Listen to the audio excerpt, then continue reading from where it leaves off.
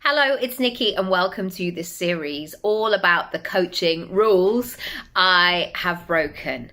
I don't believe that there is one way to have success and one way is not better than another. So we saw this conversation very much in the way that success was depicted. And especially in the female entrepreneur space, it was all about 7-figure businesses, international travel, big hair, big shoes, big vats of champagne, and everything was very glossy and supersized and, dare I say, performative. It was about being photographed in a designer dress with a designer bag outside a 5-star hotel.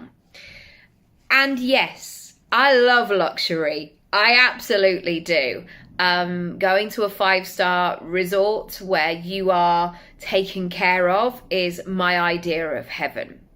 However, that is not just the only version of success for me. There are other things in life that are important and are not impressive on social media. If I shared with you one of my goals that I ticked off and shared it on social media, some of you might be like, all right, Nikki, like obviously that's like the simplest thing. We don't need to hear all the things. But there have been so many times in my business where something small to somebody else has felt absolutely enormous to me. Like that first 100 quid I made in my business, getting paid to do what I loved, it was the equivalent of 100 grand, because it was that first marker of like, oh, this is happening.